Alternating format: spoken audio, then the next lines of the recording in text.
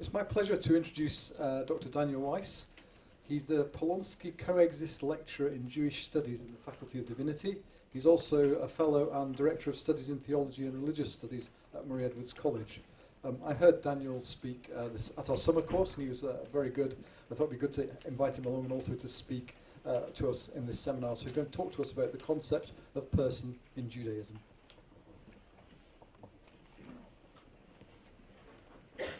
Well, thank you very much for that introduction and for inviting me back. It's good to be here. My presentation today, exploring the concept of the person in Judaism, will focus specifically on the core canonical text of classical rabbinic literature, alongside the scriptural canon of the Hebrew Bible. I'll highlight the ways in which the text of classical rabbinic Judaism put forth a profoundly embodied conception of the human self and the key human faculties of knowledge and cognition. Moreover, I argue that this embodied conception of the person corresponds quite strikingly to contemporary theories of personhood and cognition in the field of cognitive science known as embodied cognition. Thus, it may be that these rabbinic texts from 1500 years ago can, surprisingly, provide new insights into modern philosophical and scientific attempts to discover the relations among human selfhood, human cognition, and human embodiment. In critiquing accounts of human functioning that posit a disembodied relation between mind and body, many recent expositors of embodied cognition have argued that our contemporary conceptual frameworks have been profoundly influenced by a long-standing intellectual heritage tracing back to streams of Greek philosophical thought in antiquity.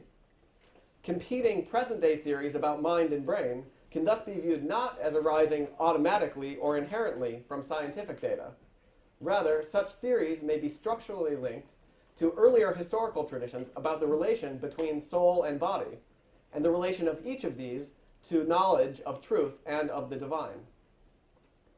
These earlier traditions have tended to take the position that it is the mind or soul alone, and not the body, that cognizes. A more recent and more materialist permutation holds that it is the brain alone, and not the rest of the body, that cognizes. In both versions, however, the body as a whole, as distinct from the mind, soul, brain, the body as a whole is specifically not where cognition is to be located.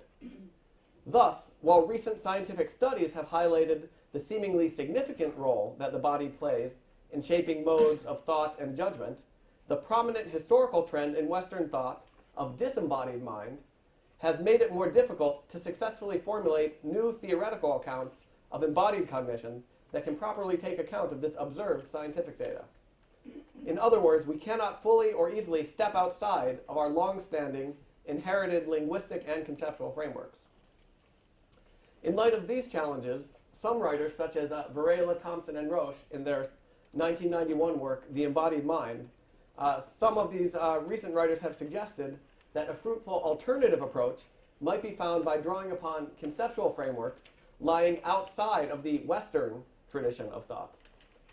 To this end, they engage with Buddhist tradition, which, they argue, provides robust tools for thinking about self and cognition in a non-dualistic and embodied framework.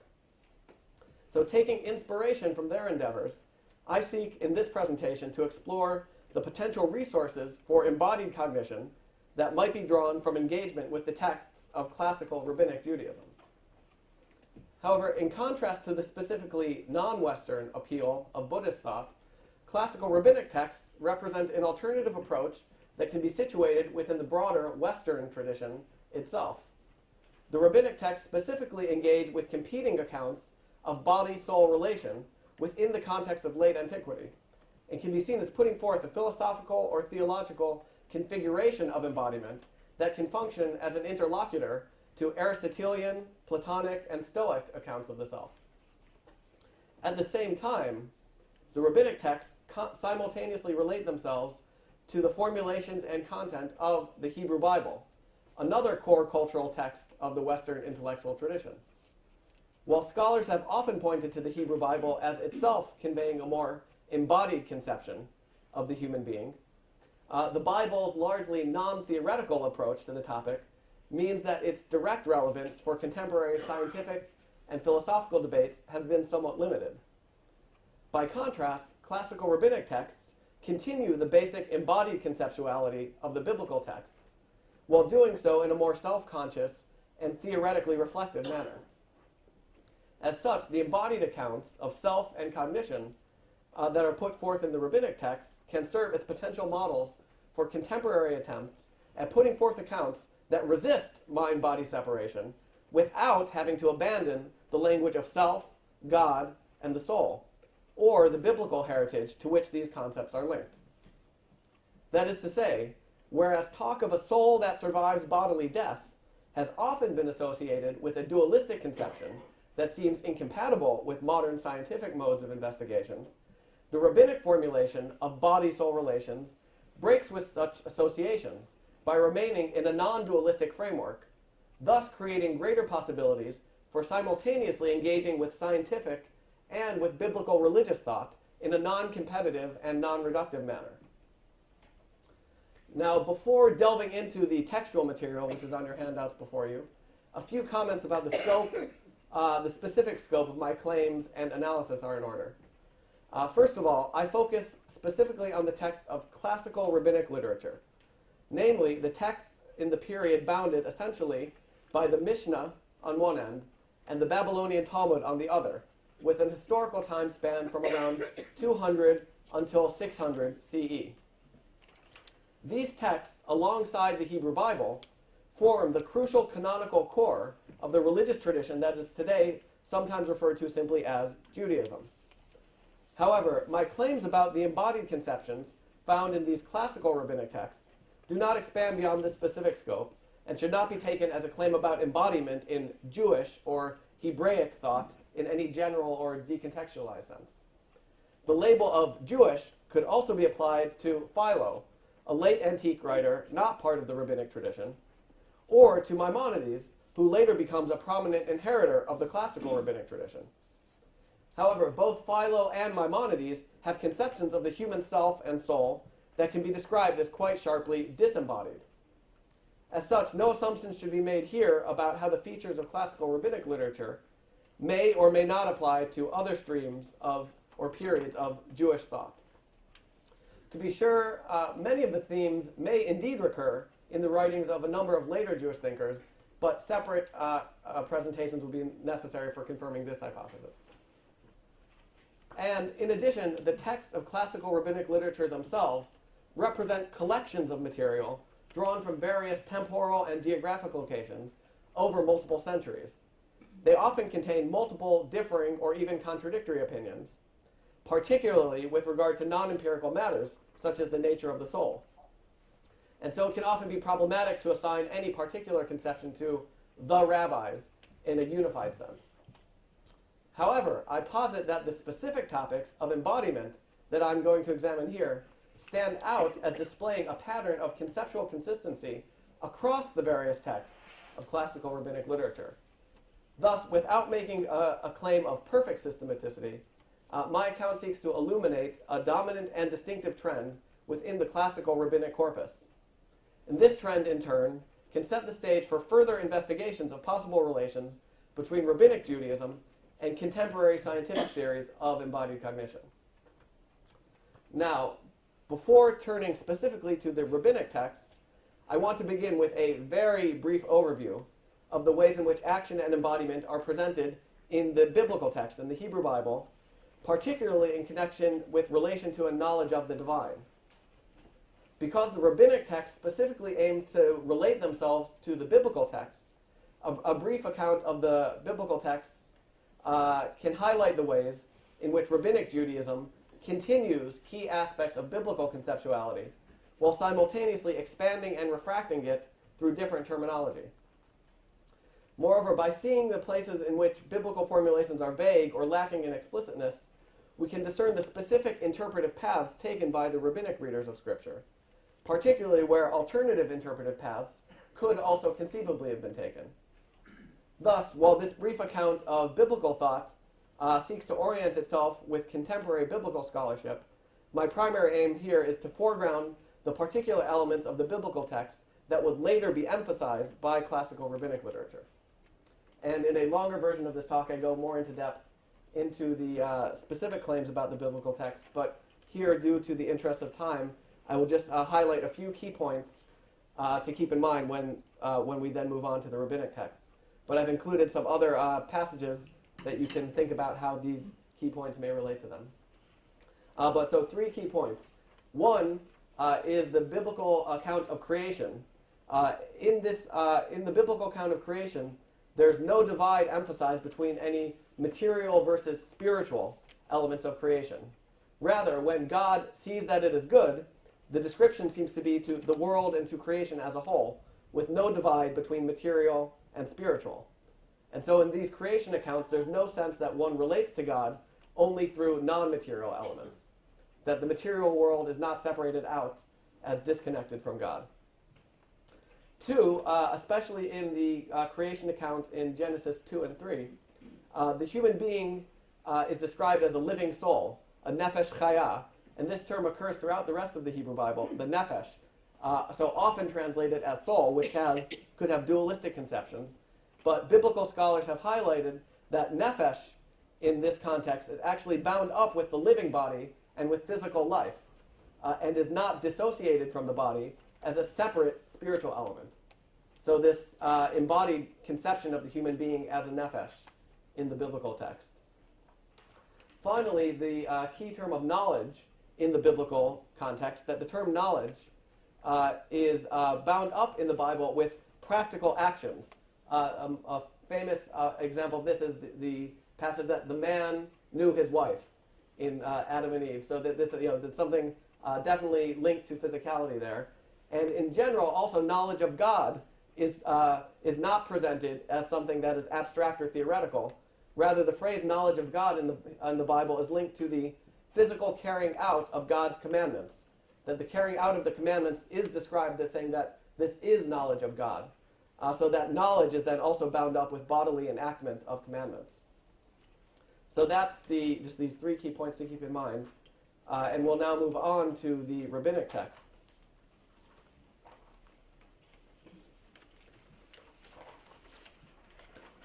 So while the Hebrew Bible as a whole does appear to portray human action and knowledge in a manner that is bound up with and not separate from embodiment, and so this will be on the second page of your handout now, there are limitations in the resources that the Bible can provide to modern attempts to construct theories of embodied cognition. That is, although the Hebrew Bible certainly does not assert a separate self or mind that is removed from physicality, it also does not explicitly deny the possibility of a separate self or mind. That is to say, the Hebrew Bible does not explicitly theorize the relation of knowledge, action, and embodiment, and instead presents its ideas implicitly, primarily in the context of narrative, law, prophetic exhortation, and poetry, as opposed to abstract propositional formulations.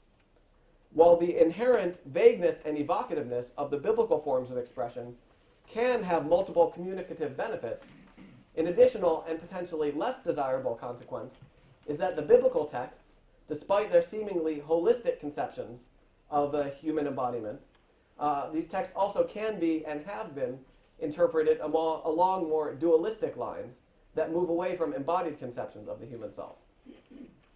It is in this regard that classical rabbinic texts can be particularly helpful, since they preserve many of the basic biblical orientations while doing so in a more explicit and self-conscious manner. Thus, they can provide greater theoretical resources for how to conceive of embodied cognition in a biblical vein, and can illuminate the conceptual resources that are implicit in the Hebrew Bible itself. In particular, the rabbinic texts develop ways of employing the linguistic pairing of body and soul, while simultaneously avoiding the conceptual dualism that has frequently been associated with these two terms in other historical streams of thought.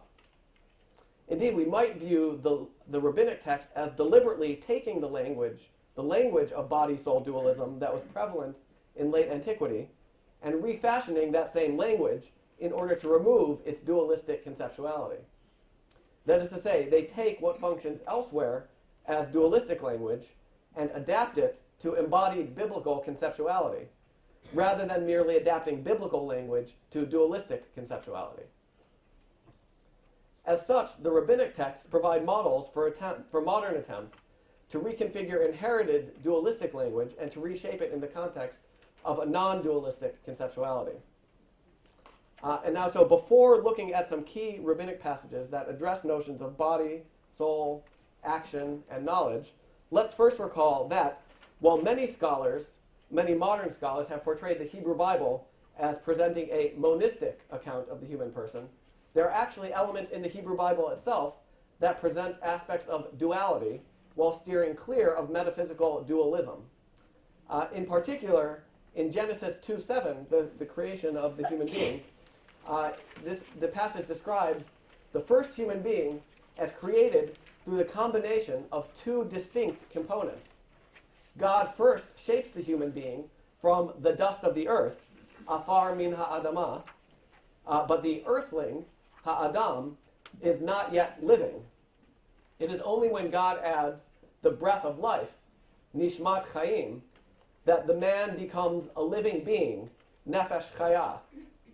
Thus, we have the element that comes from below, namely the earth, the dust, and the element that comes from above, the divine breath. Neither of these on its own corresponds to the living person, and hence the living person, the nefesh, can be conceived of as a duality of earth and breath.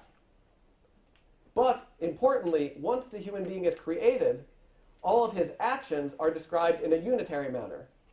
We do not hear about certain faculties that are the result of his earthly, dustly dimension, and other faculties that are a result of his divine, breathly dimension.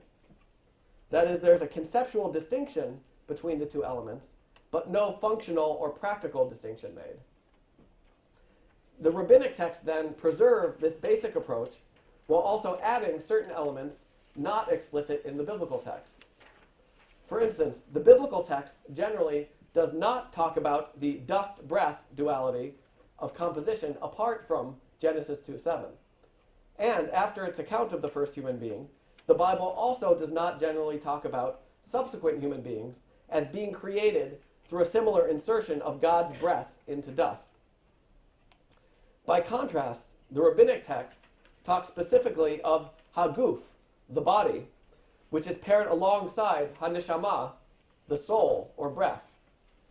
Likewise, for the rabbis, each individual human being is composed of by a combination of bodily elements with an animating neshama or soul that is placed into the human being in utero by God. And this is the first passage, the first rabbinic passage on your handout from the Babylonian Talmud tractate Nida, page 31a. Our rabbis taught, there are three partners in man. The Holy One, blessed be He, his father and his mother. His father supplies the semen of the white substance, out of which are formed the child's bones, sinews, nails, the brain in his head, and the white in his eye. His mother supplies the semen of the red substance, out of which is formed his skin, flesh, hair, blood, and the black of his eye. And the Holy One, blessed be He, gives him spirit and breath, or soul, ruach or neshama, and brightness of countenance, and the seeing of the eye, and the hearing of the ear, and the speaking of the mouth, and the walking of the feet, and understanding and discernment.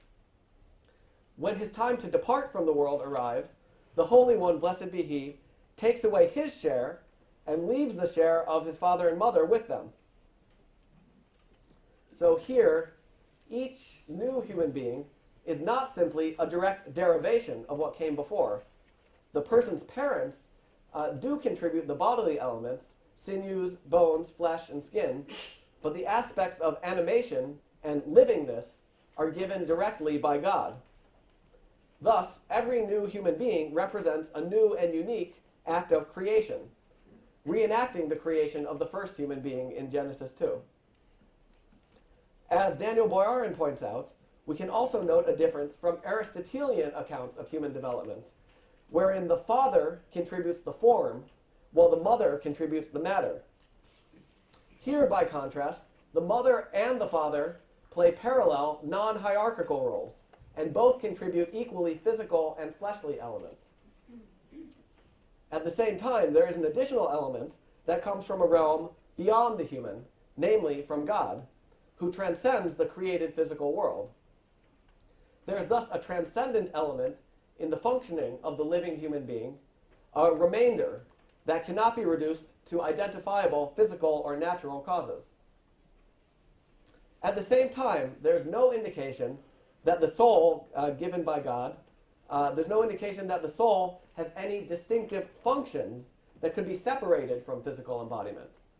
There's no metaphysical opposition between body and soul, but rather an active functional unity. The soul's function is to provide animation and dynamic movement to what would otherwise be static and lifeless bodily components. As Alon Goshen Gottstein puts it, in the rabbinic conception, he says, the soul is like a battery that operates an electronic gadget. It may be different from and originally external to the gadget, but the difference is not one of essence. Thus, the soul provides dynamic functions that are linked to bodily parts. The static elements of the eye are provided by the parents, but the eye's active seeing comes from God's giving of the soul by completing the circuit, as it were. Moreover, the dynamic functions are not separate from the bodily organs. God, by giving the soul, provides the seeing of the eye, the speaking of the mouth, the hearing of the ear, and the walking of the feet. It is not that the soul sees through the eyes, or that the soul speaks through the mouth, wherein the body would simply be a tool of the soul.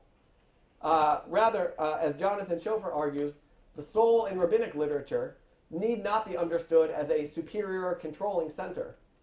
Rather, it is the living eyes that see and the living mouth that speaks by virtue of the soul's animating capacity. Note also that a wide series of activities are all linked together without any separation into qualitatively different categories. What we might call sense perception, sight and hearing, as well as verbal and motor activity, speech and walking, as well as cognitive activity, understanding and comprehension, are all grouped together. In contrast to a thinker such as Aristotle, who treats intellect as a capacity that is specifically separable from and unmixed with the physical body, there's no sense here that the elements of intellectual cognition are any less bound up with the body than are the elements of gross physical motion. Yet, conversely, none of these features can be reduced to mere bodily elements, as they are all dependent on the soul's animation. The dynamism of walking is just as irreducible to the body alone as is the dynamism of thinking and intellectual grasping. And actually, one particularly fascinating inclusion in this list is brightness of countenance. There's certainly a clear sense in which the dynamic energy and brightness of a living person's face differs from the lifeless face of a dead person, even though there's no detectable physical difference between the two. In this context, brightness of face may not contribute any explicit action, but it nevertheless stands out as a living, dynamic presence that points strikingly to the irreducible excess contributed by the soul's activation of the body. In addition, the subject, who is described here as the human being, ha'adam, is not identified with the soul, nor with the body, but with the two precisely when and insofar as they are dynamically bound up together. In this passage, when God takes away his share, namely the soul, is when the human being also disappears from the world. Thus, to separate the body from the soul, whether physically or conceptually, is to dissolve the human being. The human being is present only when both components are joined together. In this passage, the body and soul are each only a chelak, a portion, a fraction of the human being, ha'adam. One portion may come from God, and the remaining portions from one's parents, but the part that comes from God is not portrayed as the supposed essence of the human being. Rather, the human being per se, and so likewise the various human functions, including perception and cognition, the human being per se is to be found only in the whole that is formed from the joining of the different portions. Now, moving on to the next section, we can also say that it's the case that the living human being's relation to God is also bound up with the animated bodily whole, and not with the soul in isolation. The human being is conceptually designated by the dynamic combination of body and soul, and it is the same dynamic combination that stands in loving relation with God. This is underscored by the fact that in rabbinic literature, the concept of the image of God corresponds not to a special faculty of intellect, rationality, or spirit, but precisely to the living, embodied human being as a whole, as illustrated by the following passage taken from the Midrash collection Leviticus Rabbah. It begins by quoting a passage from Proverbs and then interpreting it. So the passage is quoted, "The pious man does good to his own soul or self," nafsho. And then it comments, "This is Hillel the elder, for when he would take leave of his students, he would start walking and he would walk with them. His students said to him, 'Where are you going?' He said to them, 'To carry out a commandment, la'asot mitzvah.'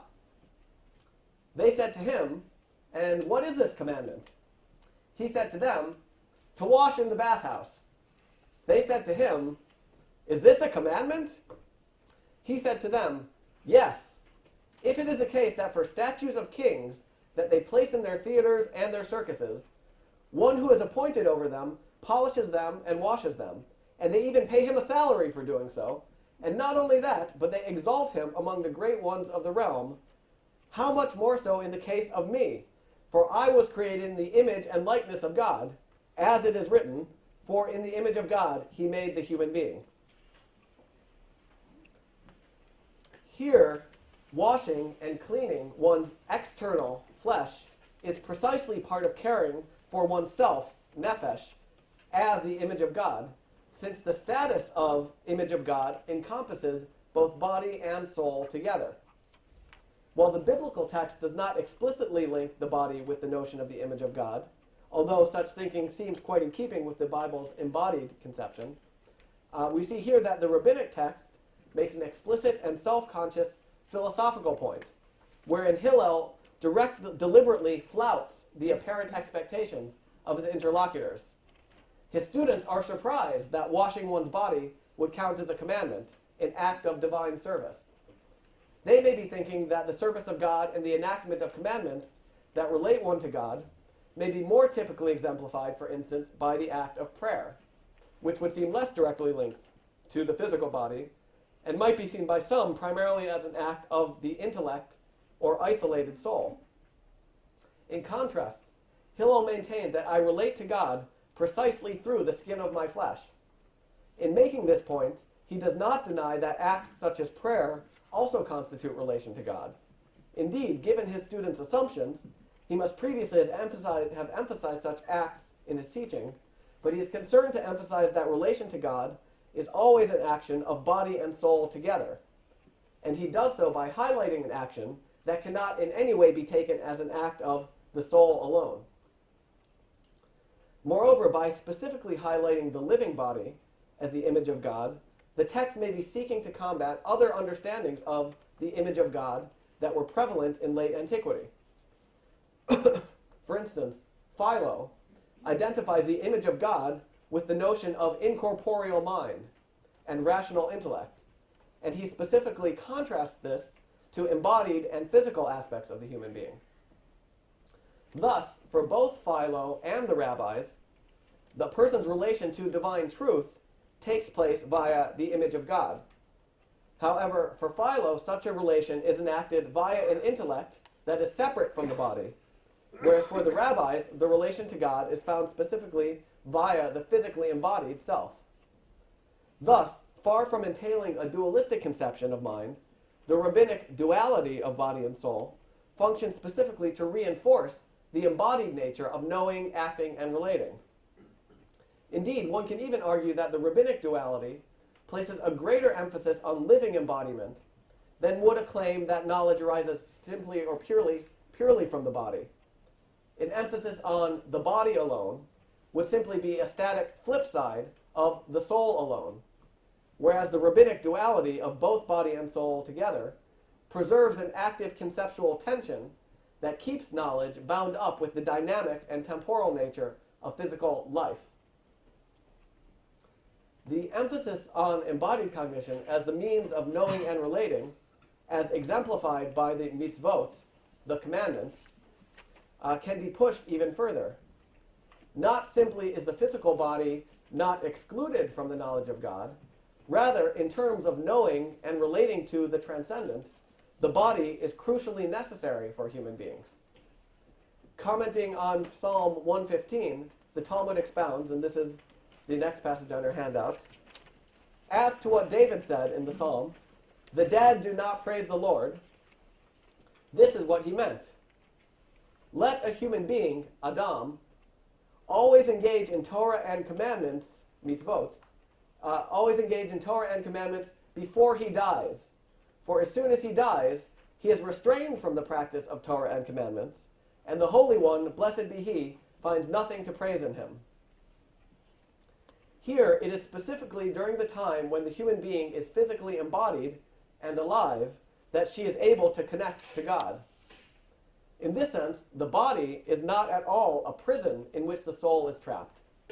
Rather, the body is, from God's perspective, the proper place of the soul, the place where soul and body in cooperation are able to serve and know God in a humanly full manner. While some conceptual systems might view the soul as longing to be freed from the hindrance of the body so that it can most fully relate to God, the rabbinic texts take a starkly contrasting view. It is precisely when the soul is freed from the body that it can no longer fully serve and relate to God in the most fitting manner. Part of this contrast may be linked to differing views of what divine knowledge, or true knowledge, consists of. If true knowledge seeks to grasp timeless, eternal, and unchanging intelligibles, then it does indeed make sense that the seeker of such knowledge must strive to distance himself or herself from the body. The body's inescapably temporal, changing, and finite nature would stand in the way of such forms of knowing. Likewise, physical action, which is even more specifically characterized by movement and dynamic change, would likewise represent a distancing from the divine, which is instead to be engaged through a stance of purely contemplative theoria. And in such a framework, death, as liberation from the body, would properly represent a longed-for goal, and embodied life would be seen as something that is ultimately to be overcome. Such accounts of true knowledge, moreover, can be seen as playing a key role in shaping a conception of disembodied mind down to the present day. However, the example of the rabbinic text calls forth the question for us: why should we consider timeless, disembodied knowing as the true relation to the divine in the first place? Instead, such texts put forth an alternative assumption. The true relation to and knowledge of the divine is to be found precisely through embodied action, in the form of mitzvot, commandments. Conversely, an attempt to liberate knowledge from relation to the body would, in the rabbinic portrayal, result not in true knowledge, but rather in a flattening and partial form of knowing. Moreover, since mitzvot involve dynamic relation to God, to other human beings, and to physical elements in the world, from food and sexuality to the bodies of the poor and the sick, to the mundane elements of pots and pans, then it is precisely in such embodied relations that knowledge of God is preeminently to be found. Indeed, one could even say that the body is not merely included in the means of knowing the divine, but is also included in the site, the location of divine knowledge. Through such actions, one comes to know God in the body, and the knowledge of the divine that is gained is likewise situated in and located in the body as well as the soul. The emphasis on both elements remains crucial, for while the body remains crucial for knowing, it is specifically the living embodied person that can come to know God. Neither the dead body, emptied of the soul, nor the disembodied soul can properly praise the Lord in a truly human sense.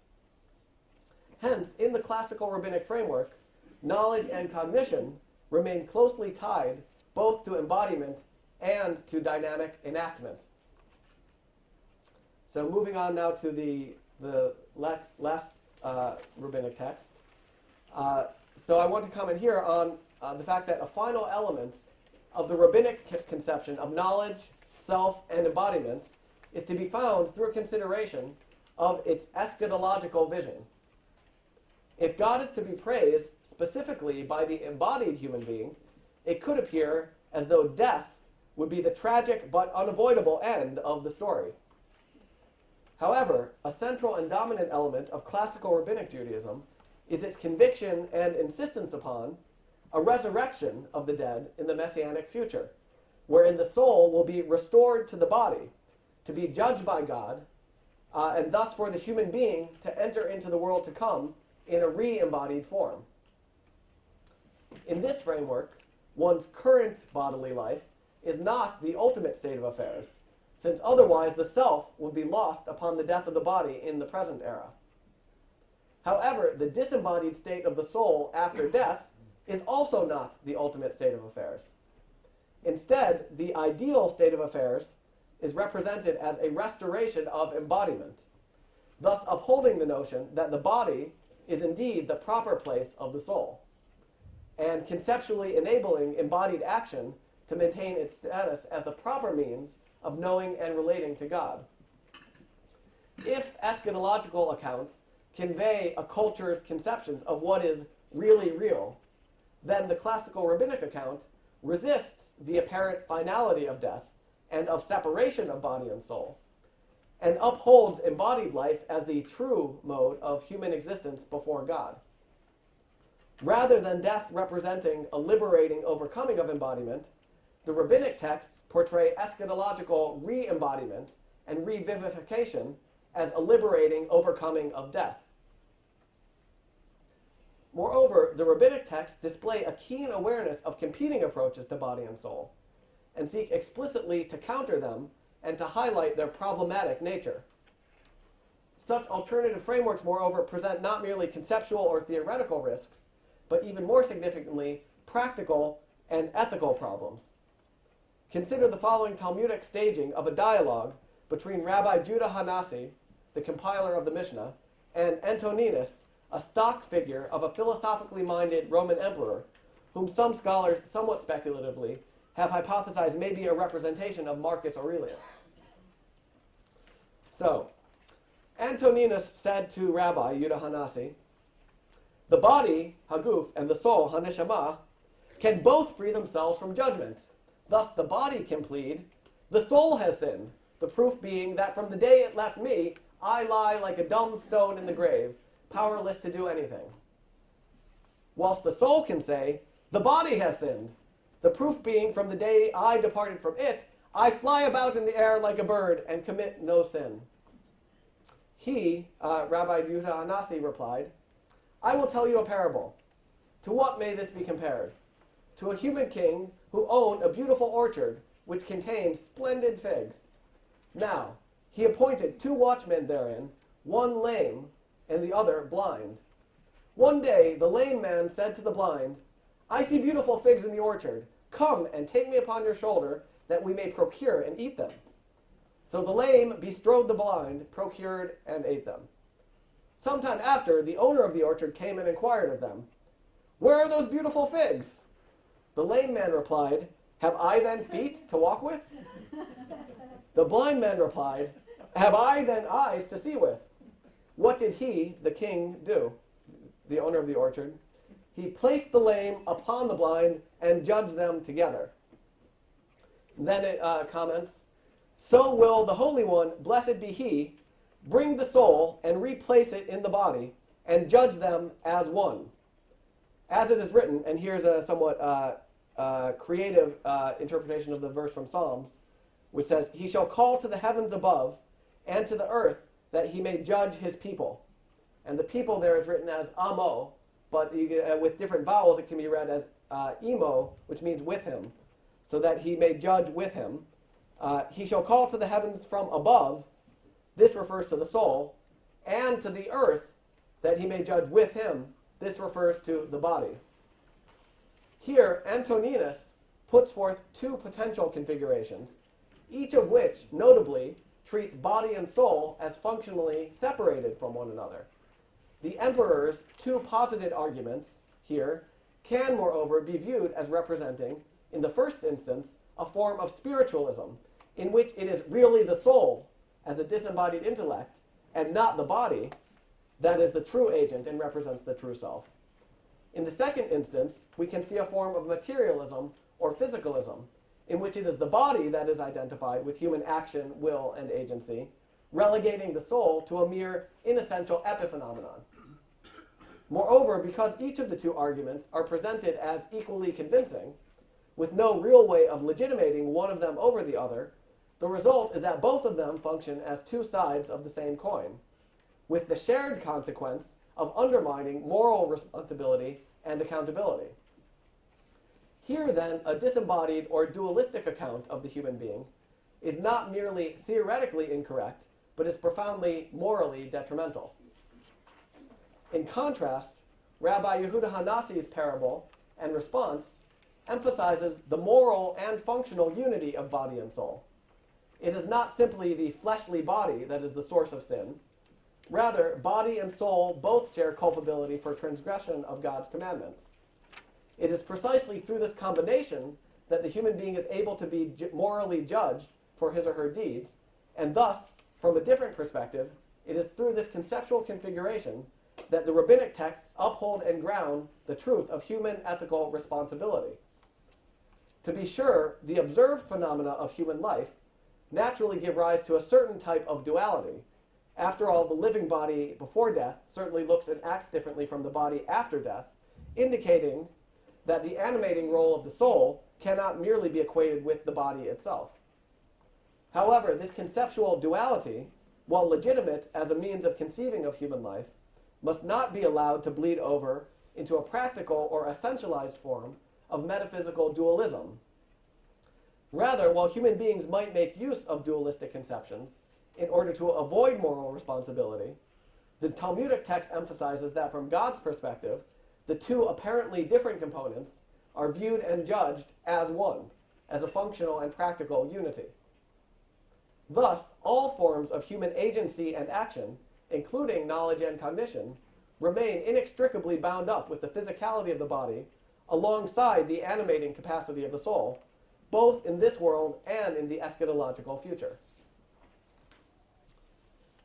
So to conclude, it's my hope that the text that I've analyzed here can serve as a fruitful initial survey of some of the resources that classical rabbinic literature may provide for contemporary attempts to reconceptualize embodied cognition in a religious and particularly a biblically connected context. Perhaps most significantly, these sources show that a linguistic or conceptual duality of body and soul need not imply a disembodied or metaphysically dualistic conception of the self or cognition. Rather, self and cognition are bound up with the body, no less, but also no more, than with the soul, precisely through the dynamic union of these two elements. Thus, despite their often unsystematic appearance, these rabbinic texts, with their particular configuration of soul, body, and self, can function, perhaps surprisingly, as very useful conceptual interlocutors for philosophical and theological accounts of embodiment and its relation to thought, worship, and religious enactment.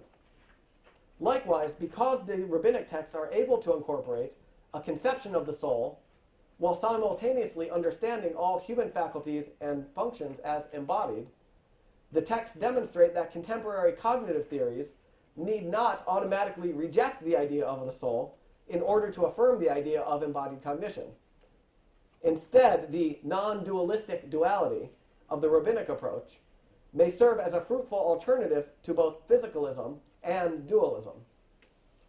As such, while dialogue between Jewish tradition and theories of embodied cognition is only beginning, the further expansion of such dialogue can add distinctive elements that stand alongside engagements from Christian, Buddhist, and other traditions in our shared attempts to come to grips with the often challenging relation between received theological tradition and modern scientific theories and formulations.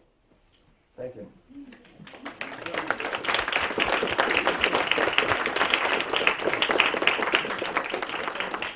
Thank you very much, Daniel. That was really good. Questions? Lizzie's got a microphone, so if you put your hand up, Lizzie will bring the microphone to you. So, any questions? Gentleman in the middle. Me? Yeah.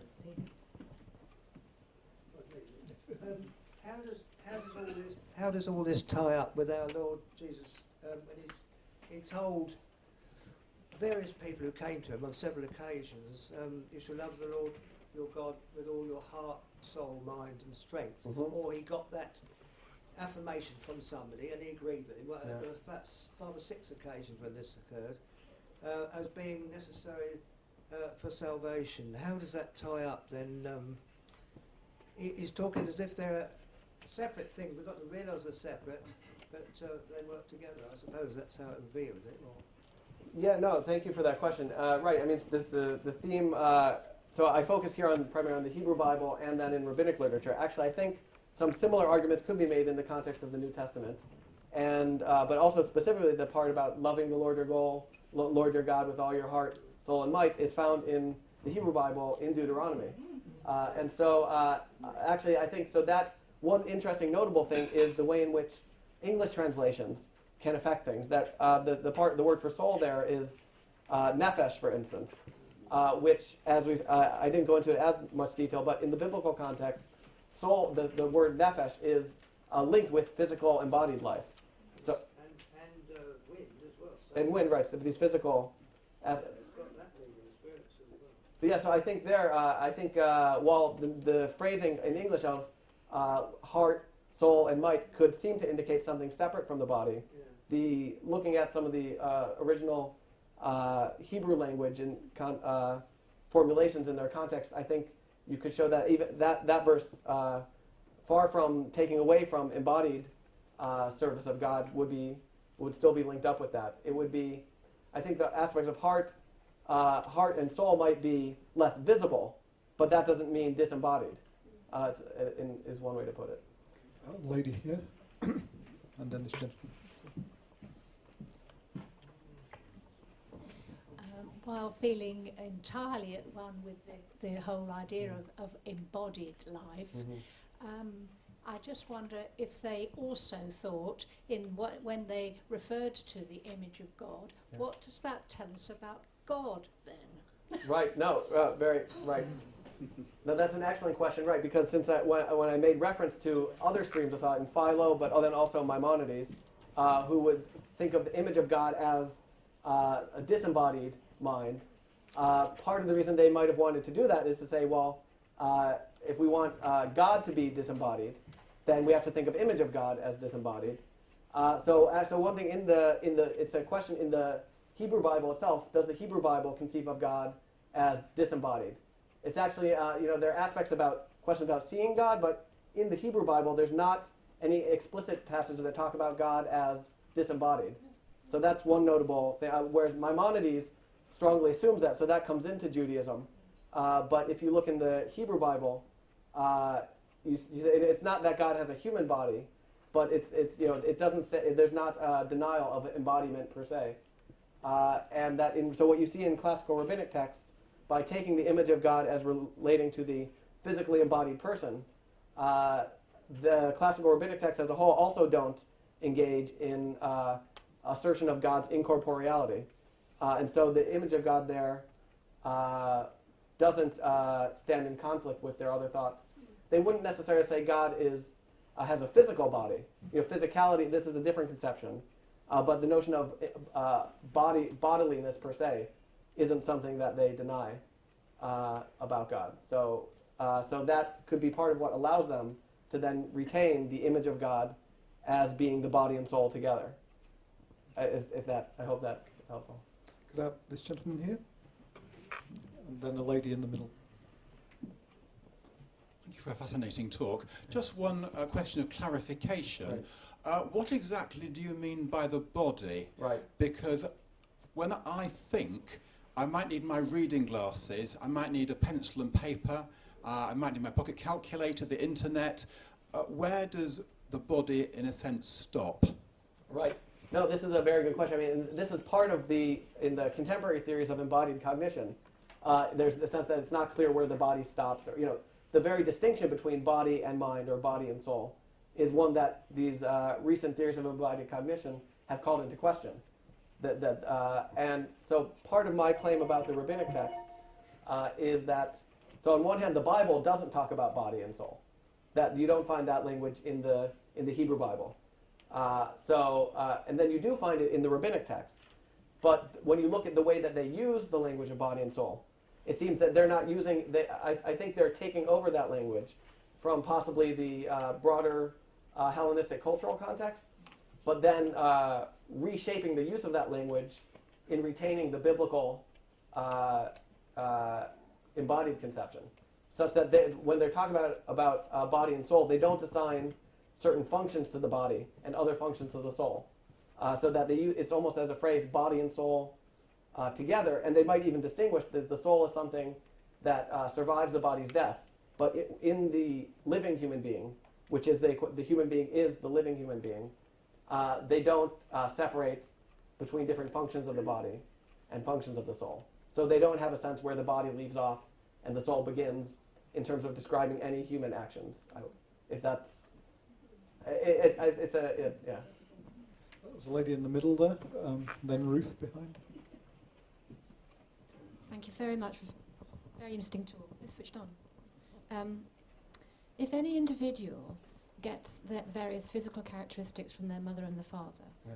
and if they get the breath of life directly from God himself, as you said, and if that breath of life gives him the ability to see and to talk and to discern, then where does man's will come from that enables him to disregard what God's breath might say, being holy, and sin?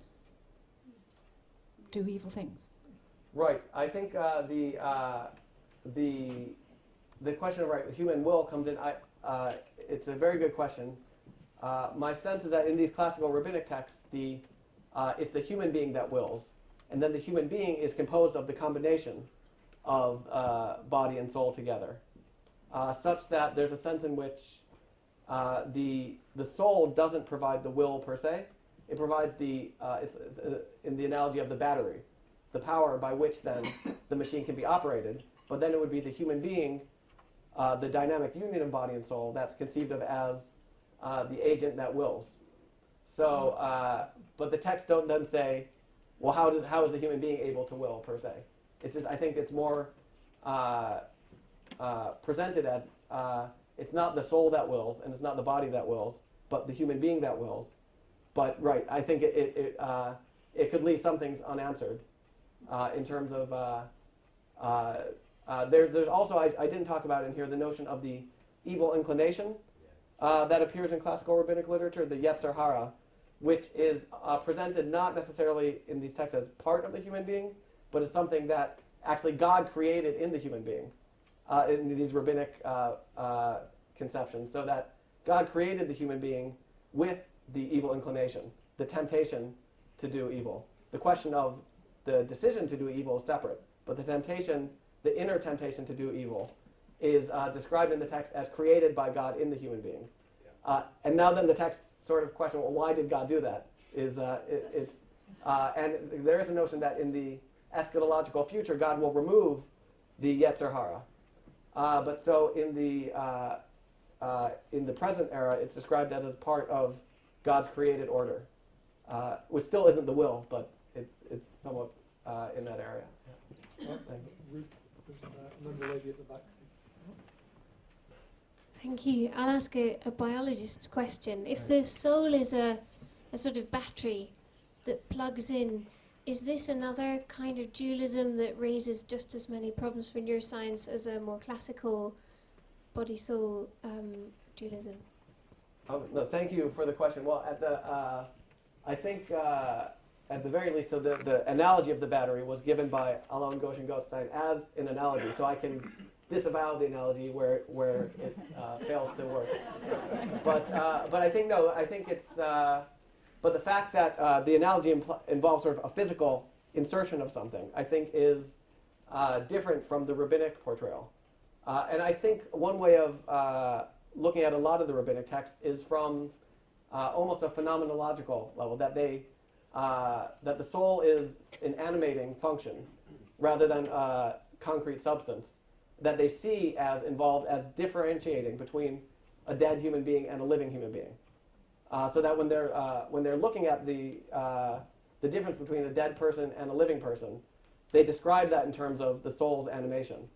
But I don't think it's necessarily should be viewed as a metaphysical substance that's being asserted. So I don't know if that answers your question entirely. So it would be an emergent property of the body. Well, except that then they see that it seems to disappear when the person dies. So, this question of emergence sort of sounds like it's more on the physicalist framework, which would come close to some of these portrayals. But I think that the rabbinic conception, I think, is putting forth an idea that is actually in between dualism and physicalism, whereas most other accounts put forth today seem to fall into one or the other of those. And so here, I think they do have a duality of body and soul not being the same. There's a distinction between them. One is seen as coming from the divine realm, one from the earthly realm, and yet it's not a functional or metaphysical dualism. So, but that may be an odd concept in some sense. Lady at the back, and then Dennis. Thank you. That was fascinating both for my mind and my spirit and my heart. So all round, riveting. Two questions. First, could you explain the difference, please, between soul and spirit, Yeah. which has an ancient causality there. The second one, this is an example which I have wrestled with for many a year. Mr. Hilton, who invented the Hilton hotel chains, it's said that he married his wife because she reminded him of a lady who was very kind to him when he was about 4, who wore a red hat in church. And he consciously knows that this lady he married, I think she also wore red hats, inspired him so much because it reminded him of an almost first love that impacted him when he was so little. Now then, we have a metaphysical problem here, or challenge here, and a biological one. Because this isn't free will. So, this scenario impacted on him as a little boy when this very kind lady in the red hat came up and was very nice to him of her own volition. That merely impacted him. So given that he then fell in love with this lady, was that because of the lovely emotions he felt when the lady was kind to him and lifted him, or was it a conscious choice that his spirit thought, oh, this is a very kind lady who reminds me of the lady who was nice to me? Is it a biological response that he couldn't get away from because the endorphins were so very pleasurable that they impacted his spirit, I would say, rather than soul? Or was it free will because it was just a pleasant recognition? So 2 questions kind of linked there, No, if that's all right. No, thank you very much. Yeah, well, in terms of the first one, in the rabbinic text, there's these classical rabbinic texts specifically, there's not necessarily a sharp emphasis placed on a distinction between spirit and soul. That there are, in terms of, there are some places that talk about body and spirit, and others talk about body and soul. So both of them, in this rabbinic context, more being the divine animating context. I realize there are other conceptual frameworks. But are they interchangeable? I've even asked a Dominican about this, Right. and I got lost. And Okay, he actually referred me to another Dominican. Well, but what I would say is that it depends on the particular system. So you have these classical rabbinic texts from between 200 and 600 CE. Then you could have Philo, you could have Maimonides, etc. So within this framework, though, those 2 terms do seem to be relatively exchangeable in this. So how that corresponds to the biblical text is a separate question. But in this framework, they're relatively interchangeable. With regard to your second question, I think the notion of embodiment here, I think it sort of relates to the question of will asked before. I think the rabbinic portrayal here seems to be that it would make sense that, seeing aspects of sight from one's childhood could impact one's conceptions, but I think the notion of one's will and choosing would be seen generally as able to overcome that. That there would be an influence of one's bodily experiences, but that wouldn't. They don't portray it as determining one's choices. So that's. Okay, one last question from Dennis at the back there. Yes, the rabbinic concept of soul sounds like a sort of first cousin of the Aristotelian concept. And I just wonder if you could comment on that comparison and compare and contrast it a little bit for us. Thank you.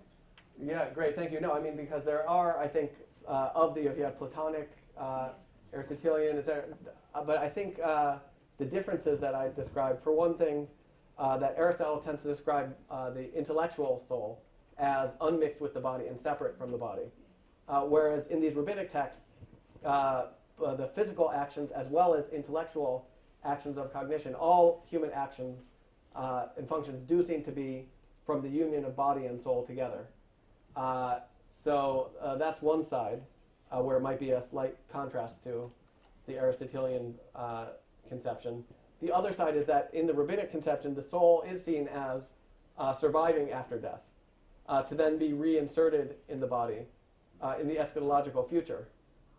So in that way, it could sound a bit more Platonic in terms of the survival of the soul. And yet there would be ways in which it would be very non-Platonic as well. So I don't know if there are other specific elements, but I think I would say it doesn't quite line up with any of these prominent classical Greek conceptions, even though there would be many similarities with the Aristotelian notion. But I don't know if I'd say that's, definitely it could be a cousin. But the question is, how in what way am I similar to my cousin or not? Maybe my cousin is very different from me, even sharing some similarities. So. Okay, I think we're going to have to stop there. That's very interesting. Thank you very much, Daniel.